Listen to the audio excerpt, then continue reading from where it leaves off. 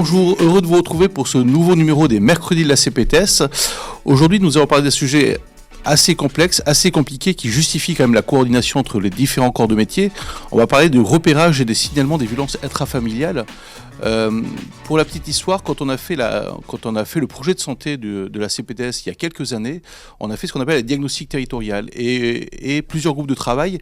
Et une des résultantes de cette thématique, enfin de ce groupe, ça a été le dépistage des violences conjugales à l'époque. C'est tout dire que les professionnels de santé se sentent des fois un peu désemparés devant ce sujet, et je le répète, très complexe. Donc aujourd'hui, j'ai la chance d'être accompagné de deux professionnels. Donc, le docteur Bertrand Lez, je vous laisse vous présenter. Oui, merci, bonjour. Donc, je suis le docteur Bertrand Lez du centre hospitalier de Dax, et donc je suis chef de service du service de médecine légale, qui englobe l'unité médico-judiciaire, l'UAPED et la maison des lendemains dont nous allons parler. Merci beaucoup. Et je reçois aussi Madame Marion Escudier. Je vous laisse vous présenter. Je suis vice-procureure au parquet de Dax, au tribunal, et je suis notamment en charge des contentieux spécifiques sur les violences intrafamiliales et les violences faites aux mineurs. D'accord. Donc je remercie nos deux invités. Et donc on a un côté justice et un côté médecine. Et je vais vous laisser commencer votre présentation. Alors oui, une petite présentation succincte qui va illustrer en fait le repérage des violences intrafamiliales, que ce soit par les majeurs et par les mineurs, où a priori la vraie problématique c'est la détection par les soignants. Pour vous donner quelques chiffres, en fait, on n'arrive pas à baisser en fait sous la centaine de féminicides par an. Là, les derniers chiffres de 2024, c'est 107 féminicides et au total 149 victimes décédées, que ce soit la victime elle-même, mais aussi des victimes collatérales. Important de dire qu'il y a plus de la moitié en fait de ces victimes qui en fait relevaient d'un phénomène d'emprise. Voilà. Je vous ai juste mis quelques chiffres, mais il y a des choses qui moi me paraissent importantes de dire, notamment par exemple que 75% des auteurs n'ont pas consommé de l'alcool, c'est-à-dire que les idées qu'on entend, savoir que les violences conjugales n'existent que dans des couples où l'alcool est responsable, mais en fait, c'est pas une vérité du tout. Voilà. D'autres choses importantes, c'est que les violences intrafamiliales sont des violences qu'on peut détecter, parce qu'une des différences avec des violences classiques, c'est la répétition des violences, la multiplicité des violences, par leur forme, en fait, et par leur nombre. C'est-à-dire qu'à un moment ou à un autre, c'est des formes de violence qui arrivent par cycle et qui peuvent être détectées. Et une autre des caractéristiques spécifiques, c'est qu'on sait approximativement, moins de 20% des victimes passent la porte du commissariat pour les porter plainte. Donc ça fait 1 sur 5. Et on sait par contre qu'il y a plus de 60% des victimes qui vont à un moment ou à un autre aller voir un soignant.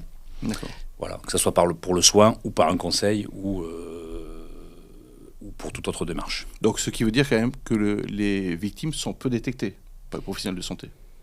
Sont en tout cas en lien avec les professionnels de santé, et les professionnels de santé ont un vrai rôle à jouer dans la détection. D'accord. On sait qu'elles vont aller vers les professionnels de santé, donc à nous de les former pour justement qu'ils puissent apprendre à détecter ça. Et quand on voit ces chiffres, alors là, je vous pose la question, est-ce que vous avez l'impression qu'il y a une amélioration ? Parce qu'on parle de plus en plus de violences intrafamiliales, on parle de plus en plus de violences conjugales.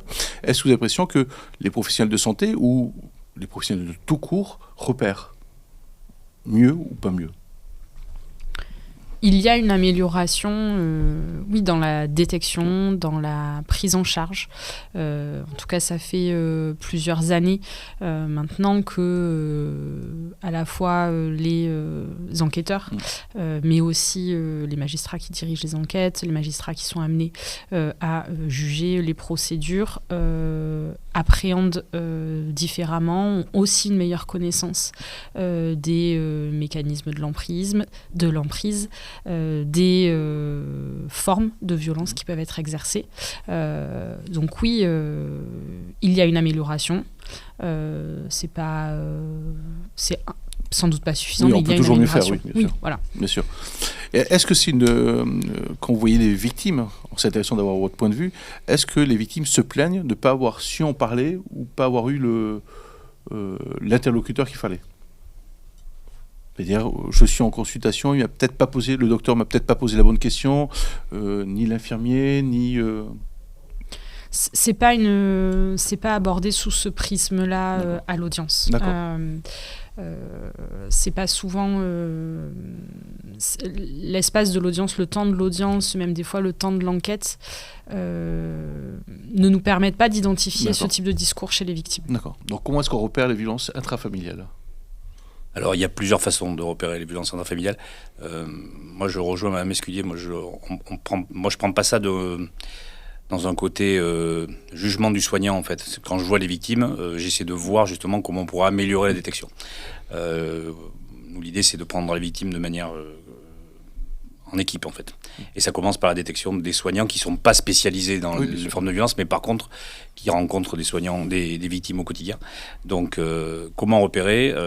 Alors, ce qui ressort partout, c'est que la meilleure façon de repérer, c'est de poser la question systématiquement et d'arrêter que le terme de violence soit tabou, en fait. Alors, il n'y a peut-être pas plus de violence intrafamiliale.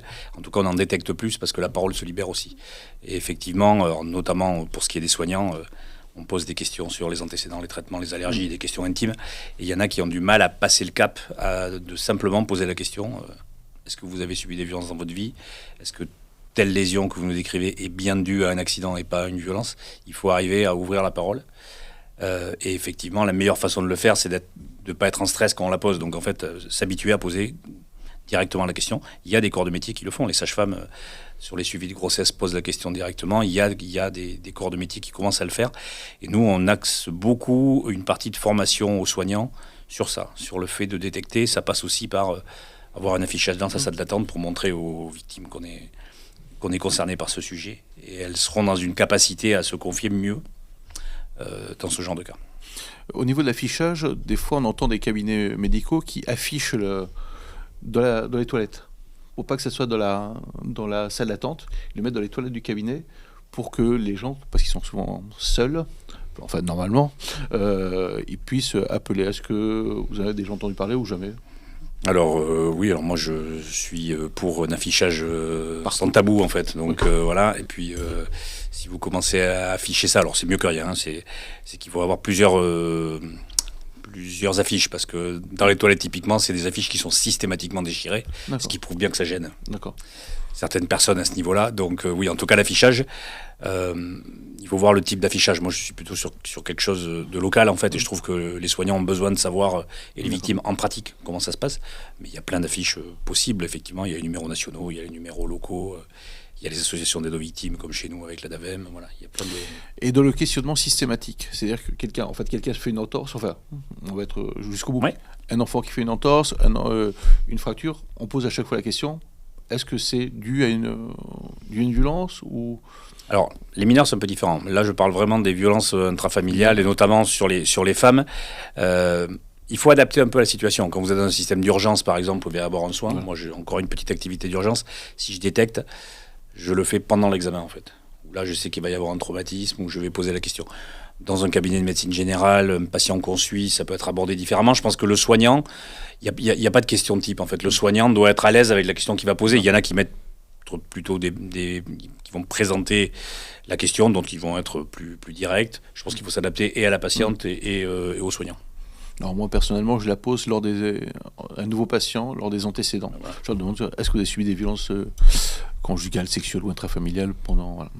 Et on a des réponses où les gens nous disent oui, j'en ai subi, et ils le verbalisent. Ouais, je confirme. De toute façon, je vous dis, c'est 60% qui vont vers les soignants. On sait tous en fait qu'on a un rôle à jouer là-dedans. Pour le soignant, il ne faut pas, notamment dans une activité libérale, qui se retrouve isolé, parce qu'une fois qu'on a l'information, quoi faire en fait.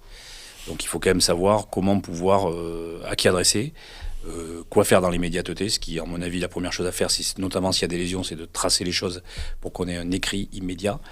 Ce que tu écris dans le certificat descriptif et ITT. Donc c'est important de savoir correctement décrire, de prendre des photos si la victime est d'accord. De toute façon, il faut toujours faire avec l'accord de la victime. C'est important de toute façon, voilà, de noter les choses à tous les niveaux. Les violences intrafamiliales, notamment conjugales, ça va être physique, mais ça va être psychologique, verbal, ça va être sexuel. C'est vraiment des violences qui reviennent et qui reviennent sous forme de cycle. Donc, les photos, donc on les a sur les dossiers, après vous les récupérez ou oui. C'est lors de l'enquête? Oui, oui. très utile. Récemment, j'ai eu un dossier où la victime s'était présentée chez un médecin généraliste, je crois, de mémoire, en tout cas chez un professionnel de santé, qui avait réalisé un certificat médical descriptif. Il n'y avait pas eu de photo, en l'occurrence, mais un certificat médical descriptif avait été réalisé et le médecin l'avait conservé en lui disant « je le garde à votre disposition si un jour il y en a eu besoin ». Et voilà, ce jour où on en a eu besoin est arrivé et c'était effectivement précieux pour nous d'avoir ce certificat médical-là qui permettait d'antérioriser des faits de violence, de les dater aussi. Et ce qui est intéressant sur des photos qui seraient prises, c'est que ça permet de voir très concrètement quelles ont été les lésions constatées, visibles, et c'est toujours plus parlant que le langage médical, même si on sait ce que c'est qu'un hématome. C'est très éclairant. Et surtout, le fait que la photographie, elle va être horodatée. C'est-à-dire qu'on va savoir à quelle heure, quel jour le médecin a pris cette photographie et ça nous permet d'inscrire les faits dans une temporalité parce que lorsque les violences sont, et elles le sont très souvent, répétées, c'est très rarement des épisodes de violence isolés, ça nous permet de remonter dans le temps sur, non pas le premier fait, mais en tout cas l'un des premiers faits et c'est pour nous sur le plan probatoire très utile. D'accord. On va parler du cycle de la violence parce que vous avez dit qu'il y a plusieurs étapes entre guillemets. Donc, en fait, c'est important de respecter la temporalité de la victime. C'est elle qui va décider de pouvoir passer le pas parce qu'en fait, tout est fait pour qu'elle porte pas plainte. Il y a une pression familiale, il y a une pression, effectivement, on va la culpabiliser de toute façon. De faire exploser la cellule familiale si elle révèle les faits. Donc tout est fait pour ne pas la motiver à porter plainte. Donc en fait, il faut respecter ça. C'est pour ça que c'est important de tracer les choses. Il y a plein de victimes qui vont subir de plus en plus de violences et au bout d'un moment, effectivement, vont être décidées. Tout dépend du moment où on la voit, en fait. Et il faut aussi faire réaliser aux victimes qu'elles sont dans des violences intrafamiliales. Certaines victimes n'ont même pas la capacité, en fait, parce qu'elles sont sous emprise, de réaliser ça. En fait, il y a 4 grandes phases qui sont plutôt connues. Il y a une phase de mise sous tension, où en fait, la victime, malgré tous les efforts qu'elle va faire, va sentir venir la crise de violence. Et donc là, elle est dans un stress majeur. Il y a la deuxième phase, qui est la phase, effectivement, de violence et d'agression pure. C'est souvent dans ces phases-là que les victimes vont aller vers le soignant pour le soin, parce qu'elles ont peur, elles vont aller voir un psychologue. Là, on sait que si on leur pose la question à ce moment-là et si on les incite, là, elles vont être souvent favorables à faire une action. Et très vite, en fait, il y a une troisième phase, une fois que la crise est passée, de justification. C'est-à-dire qu'en fait, l'auteur des violences va faire culpabiliser la victime tout en s'excusant, en fait. Voilà, je t'ai frappé, j'aurais pas dû. Mais d'un autre côté, si tu n'avais pas fait telle et telle chose, tu n'aurais pas subi cette correction. Et donc là, effectivement, il reprend le dessus sur la victime. Et après, une dernière phase qui est une phase d'espoir où en fait, il va promettre de ne pas recommencer, de se marier, d'avoir un enfant. Ben voilà. Et c'est un cycle qui va revenir. Et c'est pas parce que la victime ne veut plus porter plainte et que des fois ça peut se jouer à quelques heures qu'il ne s'est rien passé. C'est qu'à un moment ou à un autre, en fait, on a loupé le coche. Et elle est repartie sur un cycle où là, elle veut y croire et donc elle ne veut pas porter plainte. Et ces cycles-là, c'est important de les expliquer aux victimes. Et par exemple, je vous repose la question, est-ce que vous, le temps de l'enquête, vous voyez ce cycle ? Bien sûr. Donc, bien sûr. Elles veulent retirer leur plainte ? Très souvent. Très souvent. C'est très souvent, c'est de plus en plus des enquêtes qu'on mène avec les victimes. Ce qui est important de préciser, c'est que à partir du moment où une enquête est ouverte, c'est-à-dire à partir du moment où la justice ou les services de police ont connaissance des faits, le sort de cette enquête n'appartient plus à la victime. Qu'elle dépose plainte ou pas, peu importe. À partir du moment où nous avons des éléments, notamment son audition. L'audition est précieuse, c'est sûr.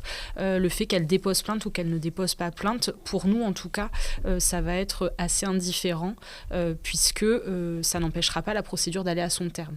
Bien sûr qu'on préfère que la victime adhère à la procédure parce que elle comprendra les mesures et ça veut dire qu'elle sort de cette sphère, de ce cycle de la violence. Mais c'est très fréquent, oui, que des victimes repartent en arrière, veulent retirer leur plainte. C'est pas grave. c'est pas grave, ça n'empêche pas les procédures d'avancer, ça n'empêche pas la justice de statuer, de prendre des mesures, mais on y est confronté au quotidien et c'est des situations qui évidemment nous inquiètent parce qu'on sait que c'est des situations où la violence va revenir. Donc, est-ce que les victimes en veulent aux professionnels de santé qui a mis en évidence ce traumatisme? Est-ce que ça vous arrive? Quelqu'un qui dit « j'aurais pas dû, j'aurais pas dû, j'entends, mais... » Honnêtement, moi, c'est pas quelque chose qui me marque, ça peut arriver. Alors, moi, on est plutôt, nous, avec des soignants qui nous appellent pour que nous, on voit les victimes, parce qu'effectivement, encore une fois, tout seul, moi, ça me paraît compliqué, notamment en libéral. Détecter, c'est bien, et après... il faut savoir passer la main à une équipe spécialisée. Nous, vraiment, on a pris ça en place sous la forme d'une équipe multidisciplinaire, parce qu'il y a d'autres problématiques sur les violences intrafamiliales. Il y a l'hébergement, parce qu'effectivement, ça veut dire que l'auteur est sous le même toit que la victime. Il y a les enfants. Il y a beaucoup de choses. Donc, à gérer tout seul, ça me paraît compliqué. Nous, effectivement, on accompagne les victimes et on essaye de les motiver à porter plainte, ou en tout cas, au minimum, de faire en sorte que les violences, qu'elles ne les subissent plus. Ça arrive que des fois, il y a un changement, même vis-à-vis de nous, qu'on a fait une procédure et puis en fait, elles ont été peut-être déçues par la réponse qu'il y a pu y avoir. Et donc après, elles peuvent nous en vouloir. Mais bon, ça, c'est pas le plus fréquent. Mais c'est quelque chose qu'il faut accepter. Et je crois que le plus important, c'est quand même que la justice puisse être au courant des violences qui sont subies. Donc tout va dans le but, en tout cas, pour essayer de détecter et d'accompagner les victimes pour qu'elles arrêtent de subir des violences. Et est-ce qu'on a des situations dans lesquelles il y a une plainte et l'auteur des violences arrête de lui-même, ou ça n'existe pas? C'est-à-dire qu'il continuera toujours ce cycle, parce que là on parle du cycle de la victime, mais est-ce que le cycle de l'auteur, le fait qu'il y ait une plainte, ils disent bon, j'arrête, j'ai été entre guillemets grillé, j'ai été vu? C'est des questions un peu particulières. Non, mais tout peut se voir. Et, ce qui est sûr, c'est qu'il faut aussi prendre en charge les auteurs. Il y a de la prévention à mettre en place. C'est pas autrement, on a vraiment l'impression de vider un océan avec une petite cuillère. Des fois, les violences intrafamiliales, on en a tous les jours, tous les week-ends. Mais il y a en tout cas un travail de prévention et d'éducation aussi à faire, et notamment sur les jeunes. Et donc, effectivement, les enfants qui vivent dans des climats où il y a de la violence dans leur famille, on le sait en fait, toutes les études le montrent, sont à même d'être violentés pour les filles à l'âge adulte ou d'être violents pour les garçons. Donc c'est d'ailleurs un argument souvent où la victime va accepter de porter plainte si on commence à toucher aux enfants ou à lui faire réaliser que les enfants sont aussi en danger. En fait. Donc pour le faire réaliser, il y a le violentomètre. Exactement, c'est un outil qui est important aussi. Donc c'est vrai qu'on travaille beaucoup avec le cycle de la violence, le violentomètre, pour montrer vraiment aux victimes où est-ce qu'elles en sont. Enfin, en fait, pour les aider vraiment à réaliser et à passer le cap, quoi. Alors, c'est quoi le violentomètre? Alors, le violentomètre, c'est une échelle, en fait. Alors, il en existe plusieurs sortes. On peut le trouver ou en affiche ou en petit, où effectivement, on arrive à se positionner, en fait, par rapport à l'état de violence qu'on subit ou pas. Alors, la partie verte, en fait, c'est effectivement pas de violence. Et si on va vers le rouge, on arrive vraiment à des moments où il faut partir. Voilà. Donc, c'est principalement les violences sexuelles et l'emprise qui est à ce niveau-là. Est-ce que vous utilisez le violentomètre ou c'est on en a quelques exemplaires au tribunal. Après, je pense que c'est un outil qui est davantage utilisé par nos partenaires. On a quand même un réseau très précieux de partenaires, avec notamment à Dax l'ADAVEM, qui intervient aux côtés des victimes de violences au sein du couple ou au sein de la famille. Et donc, je vais pas l'utiliser au quotidien, mais d'avoir connaissance de cette échelle pour arriver à mesurer, pour nous en tout cas, le degré de dangerosité auquel est exposée la victime, c'est précieux. Pour savoir sur quel curseur de réponse pénale aussi on peut se positionner, sur les interdictions de contact et de paraître qu'on peut requérir.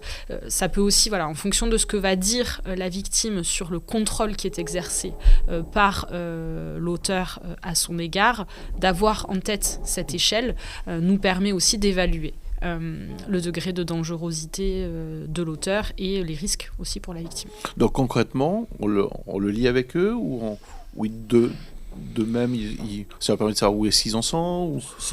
Ça peut s'afficher dans une salle d'attente, dans un cabinet. C'est un outil qui, nous, je sais qu'on en a plastifié et qu'on met sur la table.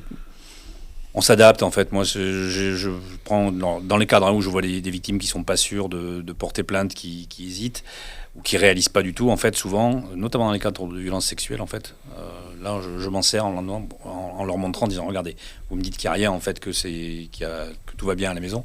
Vous en êtes où là? Est-ce que ça vous l'avez déjà vécu? Et en fait, là, c'est un moyen de réaliser en fait, mais qu'en fait qu'elles subissent des violences et qu'elles sont dans un cycle de violence. Oui, il y a des items, enfin, c'est écrit en petit, mais il y aurait de mon portable, il y aurait le Exactement. numéro, voilà, l'intrusion, voilà. Ils géolocalisent. Géolocalise. Oui, petite question, avec les nouveaux réseaux sociaux, avec tous ces portables, est-ce que vous voyez une explosion des violences sexistes ou plus d'emprise? Parce qu'avec les traceurs, tout ce qui existe. Alors, une explosion, je pourrais pas le dire. Une extension du champ du contrôle, oui. Parce que voilà, les canaux de communication, les possibilités pour la victime de se tourner vers l'extérieur sont divers, mais c'est autant de canaux qu'utilise aussi l'auteur pour contrôler. Les galeries photos sur le téléphone, les déplacements, les applications qui permettent de partager la position en temps réel. Il y a souvent aussi des questions sur l'accès, le partage des accès aux codes réseaux sociaux. Donc, ça ne permet pas d'exploser, mais disons que ça multiplie aussi les indices de l'emprise. D'accord. Et tout ce que des fois on entend à la télé, les traceurs... Oui. C'est vrai. Oui. D'accord. Donc il y a des gens qui mettent des traceurs pour leur conjoint. Oui. Ça participe beaucoup aux violences psychologiques en fait. Oui. Les victimes, elles vous le disent, elles préfèrent recevoir une claque en fait que les violences psychologiques au quotidien, et cette surveillance au quotidien. Et notamment, ça amène des phénomènes d'hypervigilance en fait chez la victime, et donc ça peut amener derrière des états de stress post-traumatique, c'est-à-dire en permanence avoir quelqu'un qui va vous appeler pour savoir vous êtes où, qu'est-ce que tu fais, où tu es, je te géolocalise, comment ça se fait que t'es pas... Enfin, c'est insupportable psychologiquement à suivre au quotidien. Quoi. D'accord. Mais après, ça laisse des traces sur le portable, non, pour la justice? Ou est-ce que vous utilisez ou ça... Oui, sur l'exploitation des téléphones. Après, sur le traceur, il faut avoir aussi l'application qui permet de le tracer, etc. Mais oui, c'est des choses qu'on peut retrouver, effectivement. Ok. Alors, nous en parlons des violences sur mineurs. Comment les repérer? Alors, les violences sur mineurs, bon, donc, alors, il y a un lien direct avec les violences conjugales, puisqu'effectivement, donc, les enfants témoins dans les familles de violences conjugales sont considérés comme des victimes à part entière. Et puis, il y a aussi une partie quand même d'enfants qui sont violentés dans le cadre familial. Alors après, les violences sur mineurs, c'est des questions qu'on nous pose souvent au niveau détection. Mais c'est pareil, en fait, c'est très mixte. Alors, c'est souvent un faisceau d'arguments. C'est-à-dire le mineur qui arrive avec des lésions évidentes de maltraitance, où on est sûr que... Je prends souvent l'exemple de la brûlure de cigarette. C'est pas le plus fréquent, quoi. Le plus fréquent, ça va être un comportement, une lésion traumatique où on va se poser des questions, qui est inhabituelle et qui va nous faire, nous soignants, poser la question de savoir est-ce qu'il n'y a pas un tiers qui est responsable de ça, quoi. Donc, effectivement, alors, je ne vais pas vous faire la liste, c'est très exhaustif, mais voilà, il y a tout type de violence. Il y a des violences physiques, effectivement, sur certains types de lésions et de localisation de lésions, comme les fractures. Il y a des fractures qui sont, où on est certain de la maltraitance, et d'autres où on ne sait pas, et d'autres qui sont parfaitement banales. Donc en fait, il faut aussi faire la part des choses. Même chose, il faut quand même tout tracer pour que vraiment on ait à un moment ou un autre l'examen précis des violences subies. Après, il y a les violences sexuelles qui sont encore plus compliquées. Je pense que les médecins, et pas que les médecins, tous les soignants, c'est pareil, ils ont un rôle dans la détection des mineurs, avec le fait que les mineurs sont protégés par la loi, et au niveau du secret médical, de toute façon, on a une dérogation, voire même une quasi-obligation en fait, à signaler les violences sur mineurs. En tout cas, à faire quelque chose. Parce que moi, je peux comprendre parfaitement qu'un médecin généraliste, effectivement, se retrouve avec une famille qui connaît, où il y a un doute, ça peut être parfaitement une hospitalisation, en fait, où là, on a le temps de faire plus un bilan, et effectivement, que le signalement se passe dans ce cas-là. En tout cas, il faut protéger les mineurs. Voilà, donc les violences, effectivement, sur les mineurs ont des formes très variées. Est-ce qu'on a des chiffres de violences sexuelles chez les enfants, ou tout ce qui est inceste? On va parler d'1 sur 8, 1 sur 10. Oui, il y en a sur des travaux. Il y a notamment les travaux qui ont été commis. diligentée dans le cadre de la commission qui était présidée un temps par Édouard Durand. Là, j'ai pas de chiffres sur moi, mais effectivement, oui, il y a une importance, il y a de nombreux faits de violence commis sur les enfants, physiques, sexuels, dans le cadre intrafamilial. Les enfants sont majoritairement victimes dans la sphère intrafamiliale. D'accord. Donc je prends une classe d'école, donc où ils sont 30, entre 25 et 30. Donc dans cette classe, statistiquement, je ne peux pas répondre. Non, vous savez pas. Ouais. Ce qui est sûr, c'est que dans une patientèle, de toute façon, si on en parlait avant l'émission, si effectivement un médecin ou un soignant pense qu'il n'a pas de victimes dans sa patientèle, c'est qu'il ne les a pas détectées. Et voilà, là on sait que c'est une femme sur 10 à peu près qui aura subi dans sa vie un épisode de violence. On le sait, et effectivement les mineurs, nous en tout cas là depuis 2 ans, alors il y a une libération de la parole sur les mineurs, ce qu'on a connu sur les violences conjugales vers 2015. Là il y a une vraie libération de la parole chez les mineurs. Nous on a doublé les chiffres d'accueil des mineurs sur le service de médecine légale, alors avec en plus des améliorations fonctionnelles, puisqu'on a ouvert ce qu'on appelle une UAPED, donc c'est une unité d'accueil pédiatrique d'enfants en danger, c'est-à-dire qu'il y a une salle d'audition qui est à l'hôpital, où les enquêteurs viennent enregistrer la parole de l'enfant dans un environnement qui est quand même plus adéquat qu'un commissariat ou une gendarmerie, avec des enquêteurs qui sont formés et qui enregistre la parole de l'enfant, et ça permet aussi de faire le point avec un soignant et que l'enfant soit remis dans du soin s'il en a besoin derrière. Voilà, donc on sent que les choses s'améliorent et que la libération de la parole agit de plus en plus, ne serait-ce qu'à l'école en fait. Oui, parce que nous on a cette problématique, ces enfants sont accompagnés par les parents. Ouais. Donc souvent ils sont pas emmenés, et il faut pas se leurrer, entre 5 ans et 14 ans, 15 ans, on les voit pas, à part pour les certificats de sport. Je voulais un peu rebondir sur les enfants, les familles recomposées. On a souvent des parents, des mamans ou des papas qui nous disent ouais, chez papa ça se passe mal, l'avocat veut tel papier pour dire que dès qu'il va là-bas il a psoriasis, dès qu'il va là-bas il mange mal. Je crois qu'il faut faire attention à ça. Il faut faire attention. Alors déjà, c'est pas aux soignants de détecter la véracité des faits ou pas. Ça, c'est des fois une erreur. Moi, on rencontre ça avec certains soignants. Moi, j'ai échangé. L'UAPED doit servir de possibilité aux libéraux et même aux hospitaliers de conseil. C'est-à-dire qu'on a vraiment une équipe qui est dédiée. Ne pas hésiter à nous appeler pour échanger sur une situation qui n'est pas évidente. Même d'accompagner le soignant vers un signalement, savoir comment bien faire. Nous, au moment où on veut développer cette activité de conseil, ce qui arrive des fois, par exemple, ça va être une jeune fille m'a révélé des faits d'agression sexuelle, en fait, mais je suis pas sûr que c'est vrai, donc quand même, je suis pas sûr qu'il faille faire un signalement. Moi, effectivement, ce genre de choses, je crois que le soignant, là, on se trompe, c'est pas à nous de faire l'enquête, au contraire même, à la limite. On a une certaine... On nous déclare un fait, il faut être de toute façon factuel. Effectivement, mineur qui atteste des faits de violence, ben voilà, on fait un signalement au parquet, et après c'est de toute façon les enquêteurs qui vont eux s'occuper de ça. Il faut faire attention à la normalité de l'examen aussi. C'est pas parce qu'il n'y a pas de marque qu'il ne s'est rien passé. Et c'est pas parce qu'il y a des marques qu'il s'est automatiquement passé quelque chose, notamment dans les cas de violences sexuelles. Le traumatisme n'est pas directement en lien avec des violences subies. Il faut faire attention à ce genre de choses, quoi. Donc quand l'avocat nous dit demandez à votre médecin de faire tel papier, parce qu'on l'entend, je l'entends, j'en ai eu il n'y a pas très longtemps en disant il ne peut pas aller chez son papa parce qu'il se sent mal. Ben non, en fait, on peut faire quelque chose de factuel, effectivement, il y a un examen clinique, on détecte ça. Mais le comment, c'est pas à nous d'interpréter, quoi. Surtout le piège il est là, je crois. Il ne faut pas interpréter les... Quand on regarde les textes relatifs aussi aux conditions dans lesquelles la levée du secret médical peut intervenir, il y a beaucoup de textes qui font référence à ce que le médecin ou le professionnel de santé a pu constater dans l'exercice de ses fonctions lorsqu'il décide en conscience de signaler une situation parce qu'il estime, c'est ainsi qu'est formulé le texte, il estime en conscience qu'il y a un risque pour la vie de la victime ou de la patiente. Je pense que ce sont des termes qui invitent aussi à l'objectivité, c'est-à-dire que je rejoindrai ce que dit le docteur Lez, le parent qui dit pouvez-vous écrire qu'il va pas bien, il a du psoriasis quand il va chez son papa. Bon, ça serait effectivement quelque chose qui serait, à mon sens, plutôt orienté.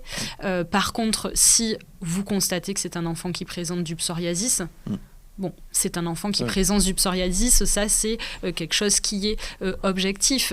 Si vous avez un entretien seul avec l'enfant, que l'enfant vous livre des choses, ce sont aussi des choses que vous avez pu constater. Au final, voilà, ce que vous pouvez écrire, je pense, dans un signalement, c'est un petit peu une démarche, en tout cas, peut-être est-ce une méconnaissance de ma part, mais que moi j'assimilerais à celle de votre diagnostic. C'est-à-dire que vous constatez des choses et vous les interprétez, mais c'est le fruit d'un raisonnement. Voilà. Ok. Dernière question, violence sur mineurs, on pense toujours à l'adulte, mais on a des violences entre mineurs, dans des fratries.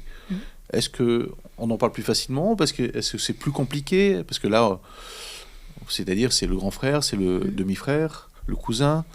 Est-ce que vous voyez, est-ce que c'est plus compliqué pour vous? Alors, nous pas particulièrement, puisque nous on nous demande, les mineurs en fait, effectivement, nous c'est systématiquement sur réquisition judiciaire, puisque de toute façon on a révélé les faits. Si c'est pas fait, on le fait nous. Donc en général, c'est la justice qui va nous demander de faire un examen. Donc l'examen lui-même, quel que soit l'auteur, ça ne change pas rien par rapport à nous. Lors des auditions, par contre, effectivement, c'est des choses qui sont compliquées. Et ce qui est important, c'est de former notamment les enquêteurs à ce type de questions, avoir des questions ouvertes, pouvoir libérer la parole de l'enfant, quoi. Nous allons voir un peu en fonction de l'âge, parce que comme je... Oui, alors je vous ai mis ça. Bon, c'est encore une fois, c'est ce qu'on disait, c'est un faisceau d'arguments souvent. Suivant les âges, il y a des comportements en fait qui doivent vous faire des fois un peu tiquer en vous disant là quand même le comportement du parent n'est pas tout à fait normal. Il y a tel et tel signe. Bon, en sachant qu'un signe isolé forcément n'est pas source de maltraitance systématiquement. Il faut quand même avoir aussi un peu de recul. Alors voilà, moins de 6 ans, vous en avez. Je vais pas vous les lire tous parce qu'effectivement. Le trouble des interactions précoces. Qu'est-ce que c'est? Effectivement, si on voit que il y a pas de contact du tout avec d'autres enfants, etc., c'est quand même des signes d'isolement, notamment chez les tout petits. C'est des signes qui peuvent être évocateurs aussi de violences intrafamiliales. Voilà, il y a effectivement la tendance à la violence, les troubles somatiques, la mise en danger. Enfin, tous les comportements qui peuvent vous alerter en vous disant c'est pas normal à cet âge-là. C'est important que les puéricultrices aussi puissent pouvoir faire signaler. Enfin, chaque soignant en fait a la liberté de pouvoir faire le signalement. C'est pas non plus forcément. On n'a pas besoin d'avoir une autre caution pour le faire. Tout soignant peut faire un signalement. Dans les signalements, d'ailleurs, il y a 2 grandes catégories de signalements. Mais la question à se poser, c'est la dangerosité subie par le mineur. Effectivement, il y a le signalement judiciaire où là, on est sûr qu'il y a des faisceaux de maltraitance où l'enfant est en danger, donc on fait directement un signalement au parquet. Et puis après, il y a ce qu'on appelle les informations préoccupantes, où là, on est plutôt dans un cadre de suspicion. Le mineur n'est pas en danger, on a des doutes quand même sur un comportement, et ça part souvent à la cellule de recueil des informations préoccupantes, qui, elle, va traiter en fait... cette information, des fois par une enquête sociale, enfin va aller détecter un petit peu ça. On est moins dans un critère où l'enfant doit être mis en sécurité en fait.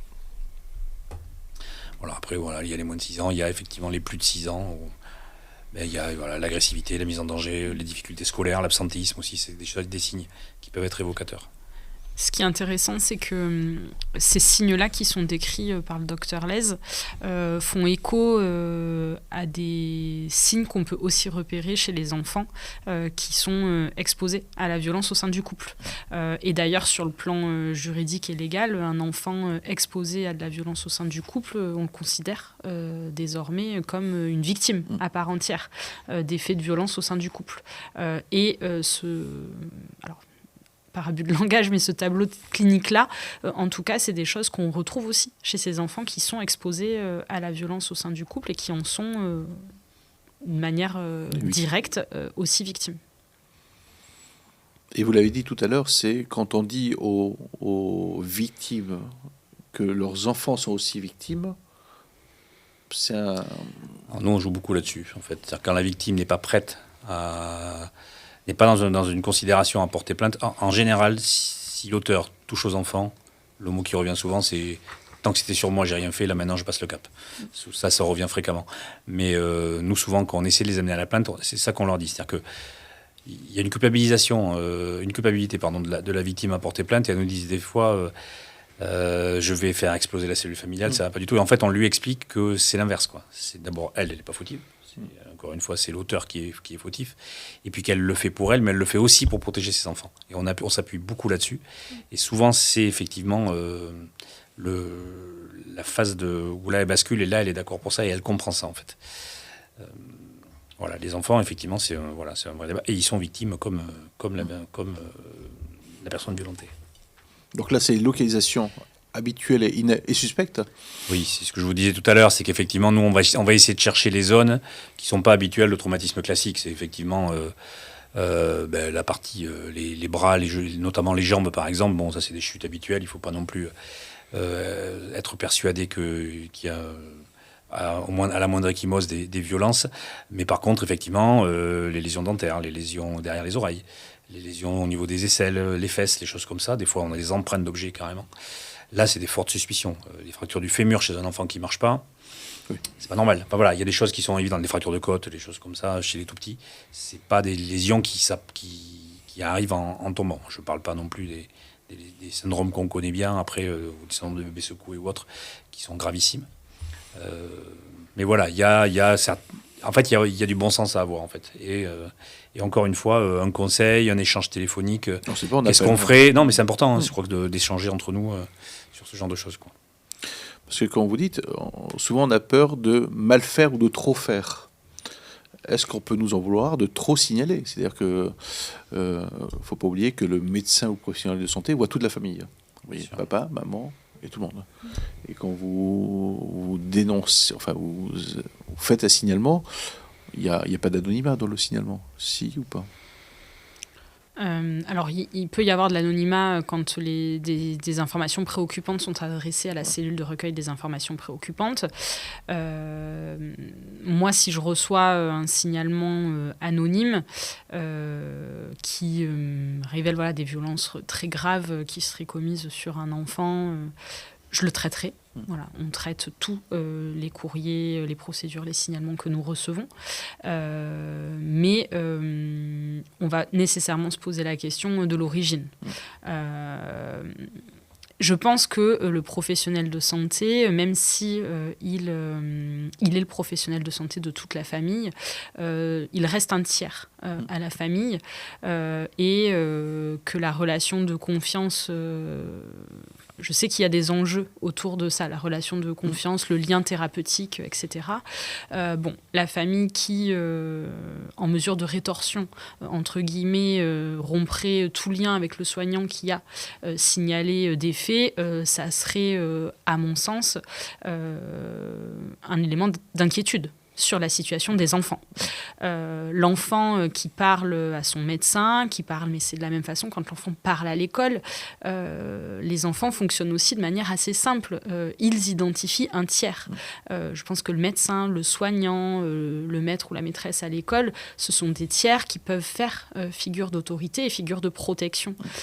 Donc quand l'enfant se confie spontanément à quelqu'un, c'est peut-être aussi parce que consciemment ou inconsciemment, il sait que cette personne est aussi un tiers. Donc il faut voir l'enfant seul. C'est compliqué. Je crois qu'il faut s'adapter. Je pense que le réseau libéral, c'est compliqué. Encore une fois, moi je trouve que c'est compliqué. Enfin, pour échanger avec pas mal de mes collègues libéraux, c'est pas simple. Maintenant, ce qui est sûr, c'est que si vous faites rien, il se passe rien. Oui. Et vous pouvez vous tromper dans l'autre sens. C'est-à-dire qu'effectivement, vous ne faites pas de signalement parce que une pression, enfin, on ne se sent pas vis-à-vis de la famille, ce que je peux comprendre, mais on ne fait rien du tout. Et en fait, on ne s'était pas trompé et les violences ressurgissent. Et là, il y a un drame. Il faut vivre avec. C'est pour ça que moi, je comprends parfaitement qu'un soignant libéral a besoin d'un échange avec un milieu hospitalier qui va être plutôt neutre. Un échange, écoute, j'ai un doute, je ne sais pas, est-ce qu'on ne pourrait pas essayer de faire une hospitalisation ou un point, je te l'adresse, et voilà, comme ça enlève un peu la pression. Je pense que c'est une bonne option aux soignants qui détectent des fois. Je crois qu'on a chacun notre sensibilité en plus par rapport à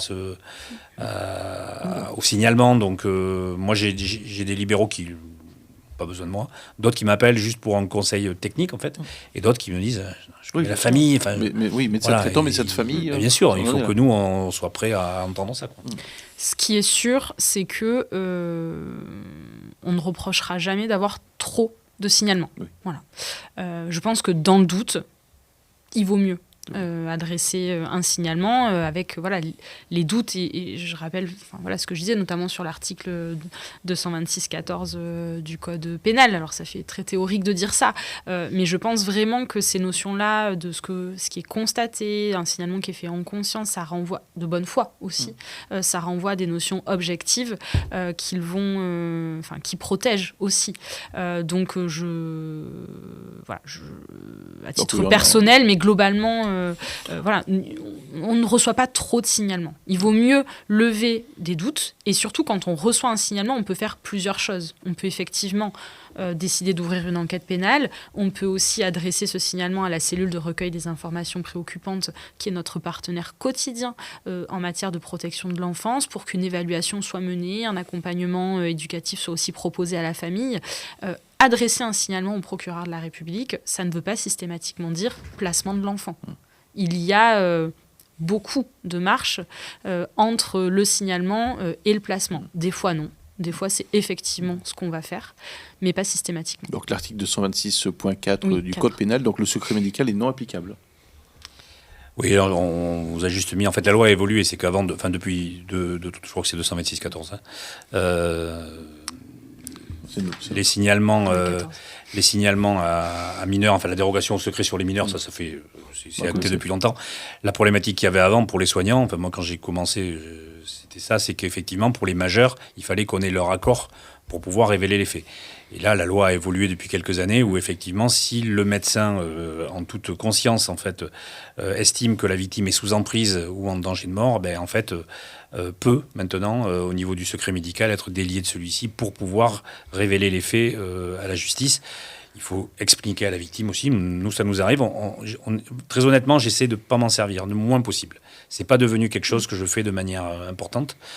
Si vraiment je sens que la victime est en danger, dans un refus complet, et je considère qu'elle est sous emprise de toute façon.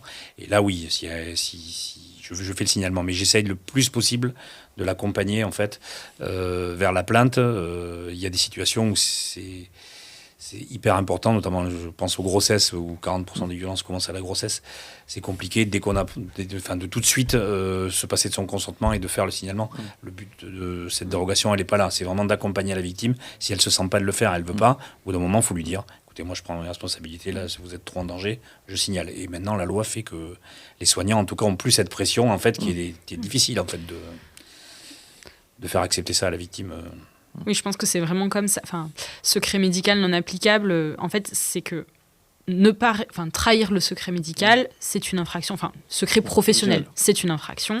Mais l'article 226-14 du Code pénal vient en réalité dresser toute une série d'hypothèses dans lesquelles la levée du secret médical ne sera jamais reprochée aux soignants. Voilà. Moi, ça fait un certain nombre d'années maintenant que je fais ce métier de substitut puis vice-procureur de la République dans des ressorts différents, avec déjà ces contentieux-là de mineurs victimes d'infractions.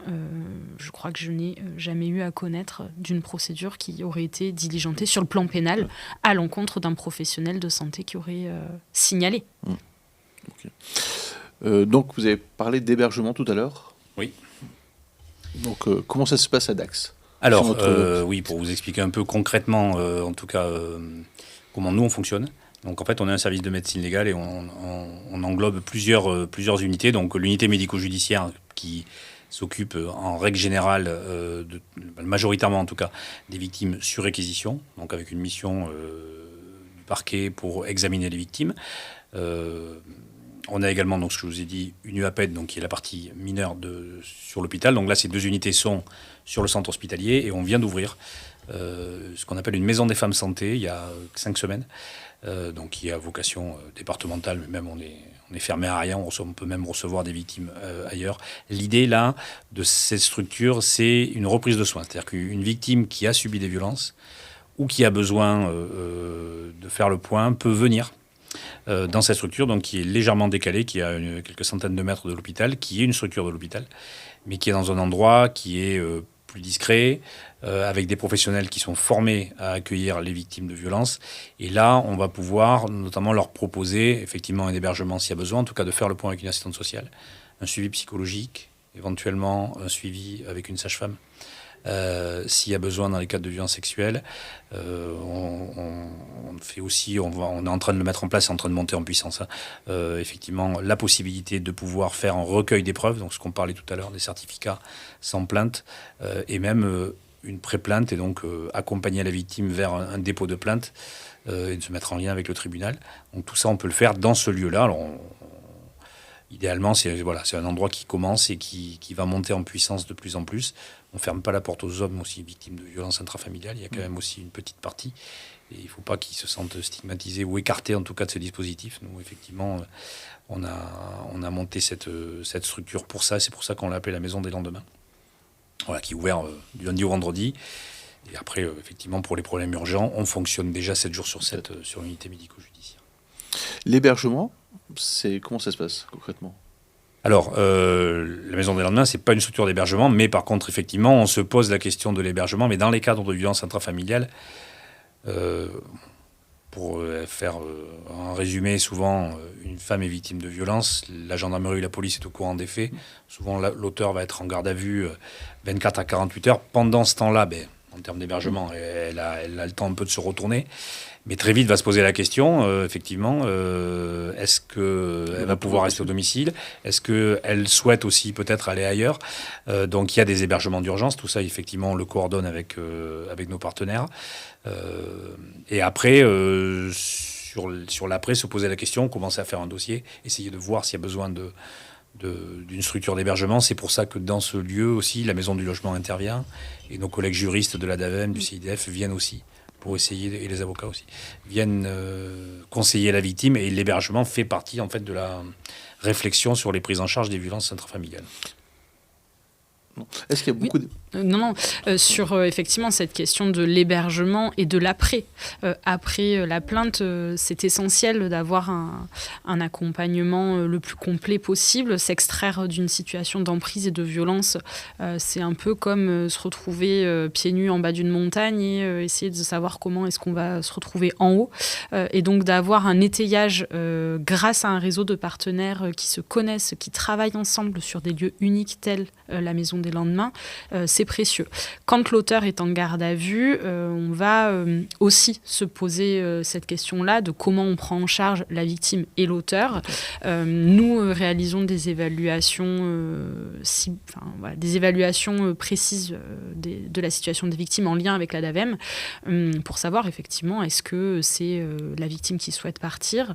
La tendance aujourd'hui, c'est des fois aussi pour, si c'est possible, assurer aussi une continuité dans la vie familiale parce que si madame ou monsieur, mais en tout cas si la victime part, quid de la situation des enfants, de la poursuite de la scolarité, des activités extrascolaires, etc., qui peuvent être des facteurs dissuasifs, en tout cas pour aller au bout de la plainte. Voilà, est-ce que c'est pas... et la tendance est plutôt aujourd'hui à évincer l'auteur, faire partir l'auteur du domicile. Donc il y a cette double question-là pour l'hébergement. Il peut y avoir l'hébergement pour la victime, mais aussi pour l'auteur.